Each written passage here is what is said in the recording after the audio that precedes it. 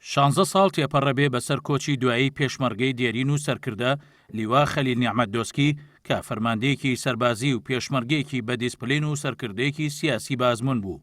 لیوا خەلیل دۆسکی کەسایەتیەکی خۆشەویست و چاپوک بوو، هەر لە سەرەتای گەنجێتیەوە تێکەڵاوی خەباتی سیاسی و پێشمەرگایەتی بووە و جێپەنجەی لە ڕێخستن و پێگەیاندنی پێشمەرگە و فەرماندەکاندا هەبووە. خەلیل نیعمەت دۆسکی ئەندامی کۆمیتەی سەرکردایەتی لە ساڵی 1954 لە شاری دهۆک لەدایک بووە و ساڵی 1975 کۆلێژی پۆلیسی عێراقی تەواو کردووە و بووە بە ئەفسەر. ساڵی 1970 پەیوەندی با ڕێخستنەکانی یەکێتی نیشتیمانی کوردستانەوە کردووە و ساڵی 1985 بووە بە پێشمەرگە و کراوەتە ئەندامی مەکتەبی عەسکەری یەکێتی.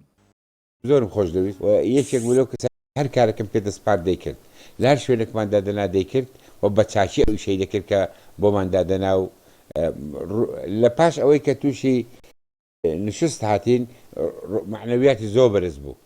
لەو کەسانە بوو کە لایەنگری دەرەجە پێدانی خەبات و خەباتی شۆڕژێرانە بوو و لایەنگری ئەوە نەبوو کە بڵاوی پێ بکەین و یان شێوەی خەبات بگۆڕین.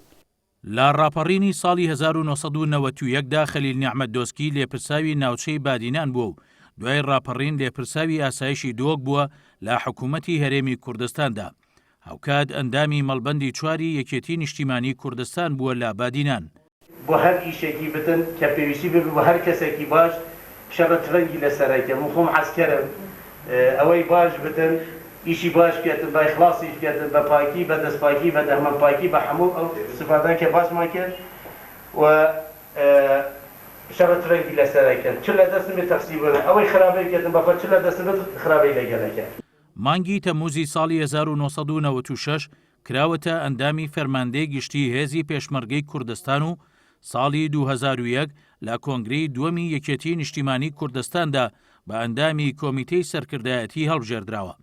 ماوەیەک وەزیری گواستنەوە و گەیاندن بووە لە ئیدارەی سلەیمانی حکوومەتی هەرێمی کوردستان و لە ڕێکەوتی 29 شوباتی ساڵی 2004 بەهۆی نەخۆشیەوە کۆچی دوایی کرد.